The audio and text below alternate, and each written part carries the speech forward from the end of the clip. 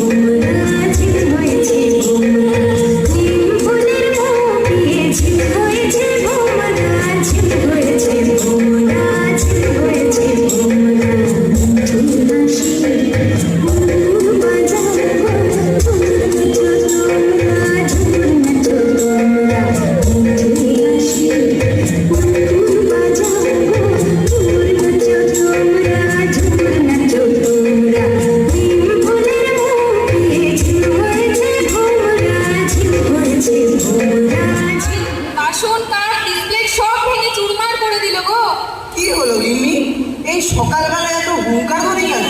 হুঙ্কার ধ্বনি কেন? বলি কানের মাথা কি খেয়েছো? শুনতে পেলে না? কি শুনতে পেলাম না গিন্নি? কেন কার ডিসপ্লে ভাঙার শব্দ? আমার কত সালের চীনামাটির ডিশ ভেঙে চারখান করে দিল ওই ভূত। আজ আমি বলছি ওকে তাড়িয়ে দাও, নয় ও এই বাড়িতে থাকবে নয় আমি।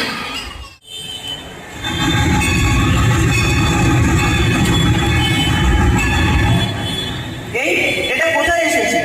বর্ধমান? এখানে তো কিছুক্ষণ থামবে। যাই নেমে গিয়ে দেখি কোথাও তামাক টামাক পাই কিনা। নিবারণটা তো এলো না। তামাক সেজে এনেছি কর্তা, নাও ধরো। আসার সময় তো কুকোটা ফেলে এসেছিলেন। কেষ্ট তুই তুই এখানে? তোর গিন্নিরা জানে? গিন্নিমা জানলে আমায় আসতে দিতেন। যখন শুনলাম নিবারণ আসবে না, তখন ভাবলাম কর্তার খুব কষ্ট হবে, তাই চলে এলাম। আয় আয় তাড়াতাড়ি ওঠ রে কেষ্ট। ট্রেন ছেড়ে দিচ্ছে, এখানে বস। রেগে আছেন কর্তা? তা হঠাৎ দেখে একটু রাগ হয়েছিল, এখন আর রাগ নেই। নিবারণ তো এলো না, তুই এসেছিস ভালোই করেছিস। সেজে এনেছি কর্তা, নাও নলটা মুখে দিয়ে টানটাও দেখিনি। আর সে কোনোদিন সকালবেলায় চায়ের কাপ হাতে এনে বলবে না। কাগজ থেকে মুখটা সরাও দেখি, চা নিয়ে এসেছি। আর হ্যাঁ, গিন্নিমা বললেন 20টি টাকা দিতে, বাজারে যেতে হবে। এতবার তাড়াতে চেয়েছি, সে যায়নি, কিন্তু আজ সে স্বেচ্ছায় আমাদের ছেড়ে চিরতরে চলে গেছে গিন্নি। আজ সে নেই, চিরস্থায়ী আমাদের পুরাতন বৃত্ত। তুমি এমন করে বলো না, কেষ্ট রে।